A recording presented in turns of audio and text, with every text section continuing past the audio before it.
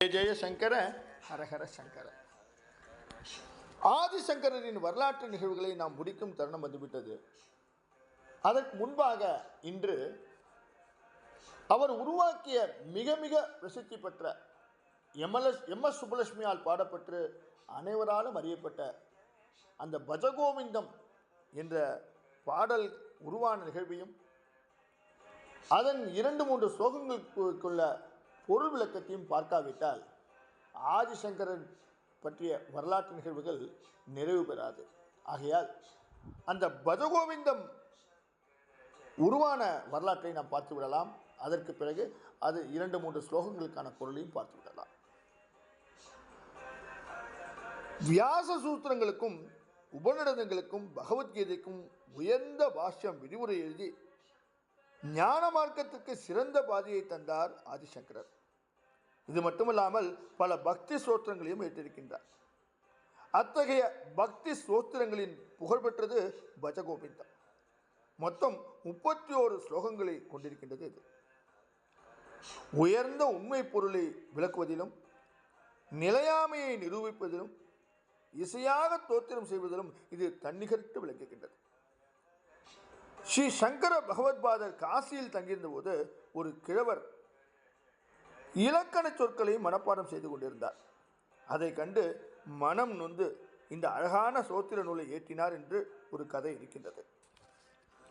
மோகத்தை தகர்க்கும் சம்மட்டி எனும் பொருளை கொண்ட மோகமுக்தரம் எனும் பெயர் கொண்ட இந்த சோத்திர நூல் பஜகோவிந்தம் என்று தொடங்குவதால் பஜகோவிந்தம் என்னும் அந்த புனித பெயராலேயே அழைக்கப்படுகின்றது. தெய்வத்தின் குரல் என்ற பகுதியில் பஜகோவிந்தம் என்னும் நூலை பற்றி ஸ்ரீ மகாபரிவால் பின்னொரு மாதிரி சொல்கின்றார். அதாவது, இந்த வாழ்க்கையில் ஒரு பலனை தருகின்ற சோத்திரம் என்றால் அது மிகவும் பிரசித்தி பெற்றிருக்க வேண்டும். அப்படி ஆச்சாரிய கிரந்தங்களில் கனகதாராஸ்தவம் பிரசித்தமாக இருக்கின்றது. ஆனால் இகத்தோடு பரத்தையும் அதில் ஆச்சாரியால் குறைத்துத்தான் கொடுத்திருக்கின்றார். இதே போல ரோக நிவாரணம் தருகின்றது என்றால் சுப்பிரமணிய புஜங்கமும் சகல காரியங்களும் சித்திக்கும் என்பதால் சௌந்தரிய லகரியும் மிகவும் பிரபலமாக இருக்கின்றன. அவை எல்லாமும் அதோடு கூட ஆத்மாவை கடைதேற்றுவதாகவும் இருப்பவை இந்த விஷயங்கள் எல்லாம். ஆச்சரியம் என்னவென்றால் ஒரே வைராக்கியமாக உபதேசம் பண்ணும் பஜகோவிந்தம் தான் எல்லாவற்றை காட்டிலும் பிரசித்தி பெற்றிருக்கின்றது. மற்றதெல்லாம் ஆச்சாரியால் நமக்காக கொஞ்சம் விட்டு கொடுத்து பண்ணியவை. பஜகோவிந்தம் தான் அவர் மனதை அப்படியே பூர்ணமாக பிரதிபலிக்கின்றது. அந்த மனத்தின் மகிமைதான் அந்த சோஸ்திரத்துக்கு ஏற்பட்டிருக்கும் பிரசித்தி. இந்த கிரந்தத்தில் ஆச்சாரியால் பரமாத்மாவை பூஜியுங்கள் என்று பொது பெயரை கூறாது கோவிந்தனை பூஜியுங்கள் என்று சொல்கின்றார். அப்படி என்றால் அந்த பெயர் அவருக்கு மிகவும் பிடித்திருக்கின்றது என்றுதானே பொருள். இத்தகைய பெருமை வாய்ந்த பஜகோவிந்தத்தின் கருத்துரைகள் 1-2 பார்த்து விடலாம்.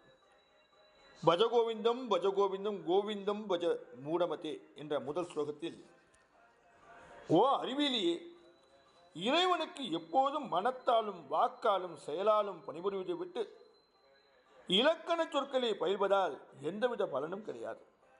அது இறுதி காலத்தில் உன்னை காப்பாற்றாது.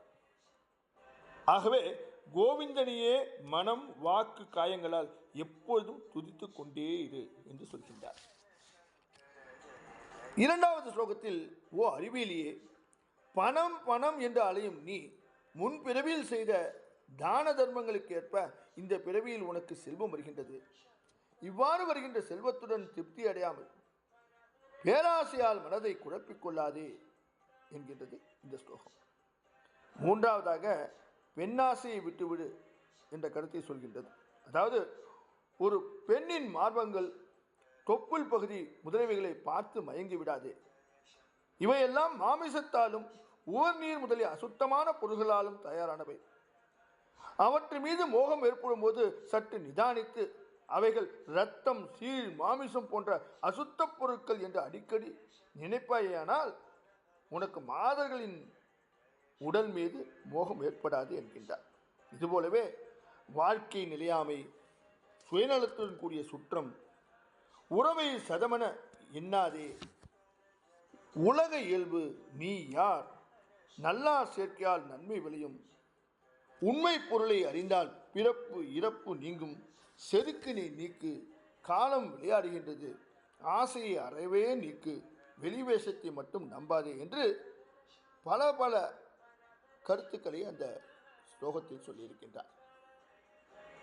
நாளை ஆதிசங்கரின் இறுதி நாளை பார்த்துவிட்டு இந்த அற்புதமான வரலாற்று நிகழ்வுகளை முடிக்க இருக்கின்றோம்.